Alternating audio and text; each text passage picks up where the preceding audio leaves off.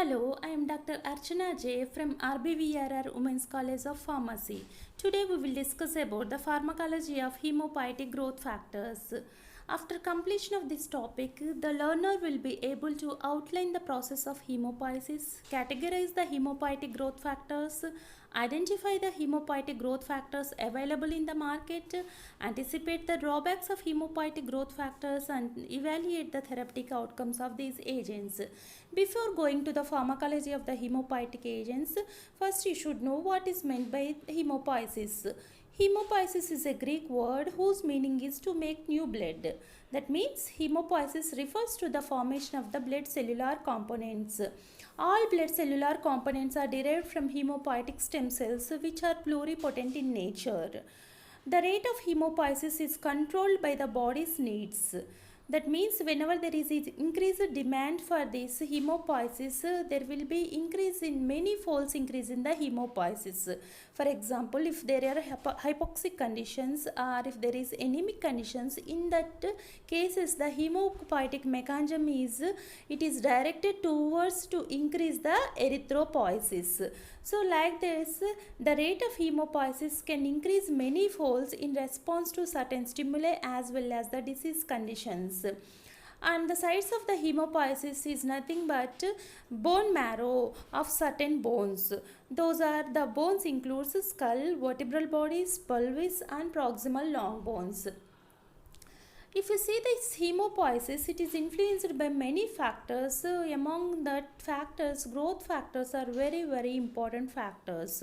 These growth factors are derived from a wide variety of the cells and they are responsible for stimulating the hemopoietic cells. So these growth factors are nothing but the hormones or the proteins which are derived from different types of cells. They include colony stimulating factors as well as the cytokines. Together they can be called as hemopoietic growth factors. Apart from growth factors, for blood formation we require minerals as well as the vitamins. So the minerals like iron, zinc, copper and vitamins like cyanocobalamin, folic acid are also essential for the blood formation, which we can read under hematinic agents. And if you see the hemopoietic system, here all the hemopoiesis, it is starting from the stem cells, that is the progenitor stem cell, which is a pluripotent cell. It can differentiate into lymphoid stem cells as well as the common myeloid progenitor cells. These common myeloid progenitor cells, they can in turn differentiate into three types of cells, that is myeloid stem cells, erythroblast as well as the megakaryoblast. So these myeloid stem cells, they will undergo so many other changes, that is they will form different colony forming units which are finally responsible for the formation of the monocytes and granulocytes.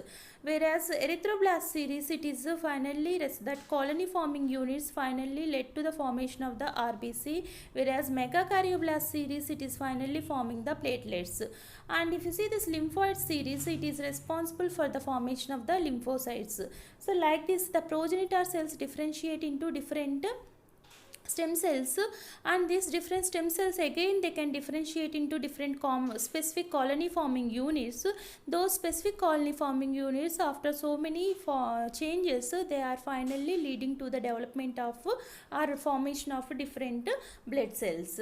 And if you see this hemopoietic growth factors, these are the proteins, or these are the hormones which can control the proliferation and differentiation of above said hemopoietic cells. So the proliferation differentiation of the hemopoietic cells is finally responsible for the blood cell formation. And these growth factors can be derived from a wide variety of cells like endothelial cells, fibroblasts, stromal cells, monocytes and lymphocytes. And the main growth factors includes erythropoietin, myeloid growth factors as well as the megakaryocytic growth factors. Erythropoietin, it is responsible for Erythropoietin is responsible for the formation of erythrocytes or RBC. So this erythropoietin, it is stimulating the erythroid series cells or erythroid progenitor cells. Thereby it can stimulate the formation of the RBC. Whereas myeloid growth factors, they are responsible for stimulating the myeloid series, or they are acting on the myeloid progenitor cells, and they can again differentiate into three different types of factors. The first type is the granulocyte macrophage colony stimulating factor, which is having a wide spectrum of activities. That means it can stimulate the granulocytes, macrophages or monocytes, and it can also stimulate the erythroid series. That is, it can stimulate more than one type of colony.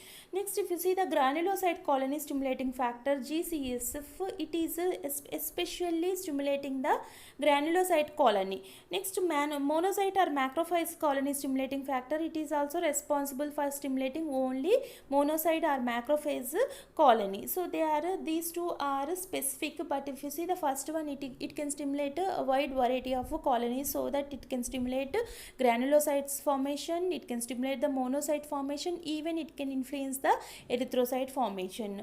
And next, last one is the megakaryocyte growth factors, that is thrombopoietin and interleukin 11, which are responsible for stimulating the platelet formation. That means the first growth factor erythropoietin is responsible for the RBC synthesis. The second one, myeloid growth factors, are responsible for the synthesis of granulocytes and monocytes, and the third one, megakaryocyte growth factors, are responsible for synthesizing the platelets. So here if you see the mechanism how these growth factors are stimulating the blood cell formation, means all these are acting through their respective receptors which are present on their respective progenitor cells. So these growth factors can bind to the cell surface growth factor or cytokine receptors which are present on the progenitor cells. So if you see all the cell surface receptors belongs to enzyme linked receptors or tyrosine kinase linked receptors. So that the binding of the ligand, that is the binding of these growth factors, hemopoietic growth factors, to their respective receptors leads to the dimerization of the receptors, which is one of the important step in the tyrosine kinase receptor functioning. So this dimerization in turn activates the JAK-STAT pathway, which is responsible for different cascading mechanisms. So after the completion of that cascading mechanism, there is finally it leads to the modification of the gene transcription.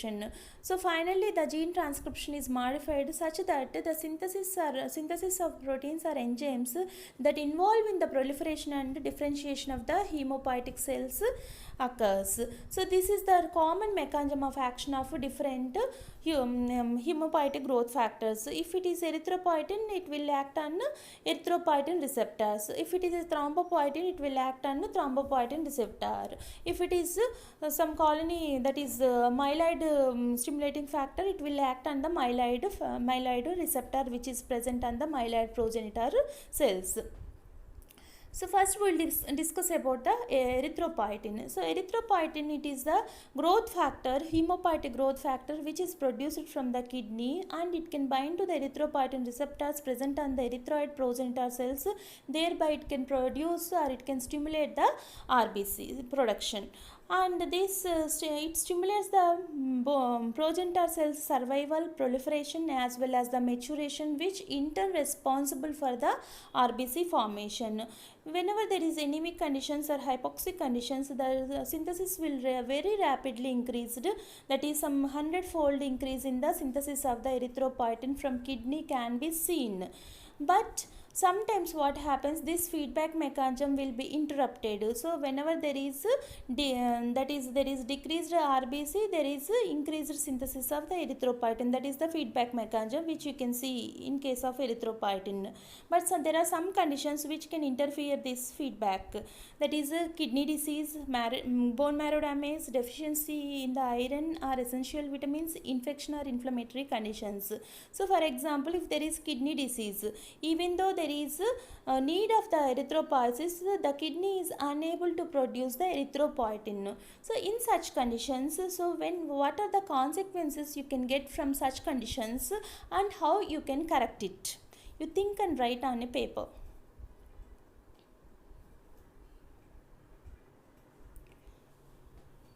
So whenever there is disturbance to that feedback mechanism, in such cases it will result into the decreased synthesis of RBC, because as there is no erythropoietin synthesis which can meet the required demand, there will be decreased RBC synthesis, so that it will result into severe anemia.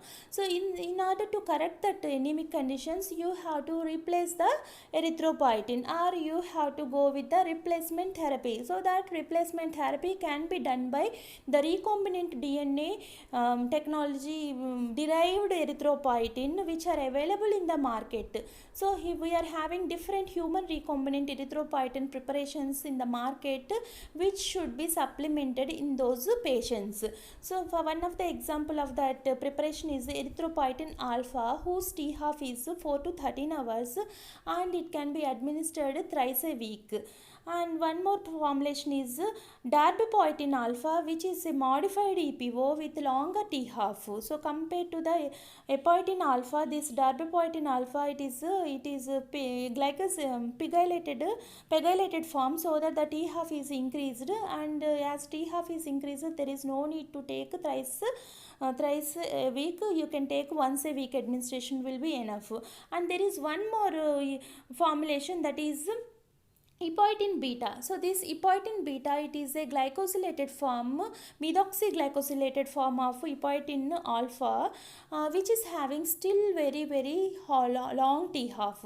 So this methoxy pegylated epoetin beta can be taken once a month. Administration is enough in the chronic conditions of renal failure. So if you see this one, that is all these three formulations can be taken through either IV route or subcutaneous route. And the adverse effects because of the erythropoietin preparations includes increased hematocrit values, hypertension, thrombosis, as well as there can be, it may lead to functional or absolute iron deficiency. And the therapeutic uses, so these erythropoietin preparations can be given in the patients who are having severe anemia associated with some surgeries in case of chronic kidney disease or chronic renal failure.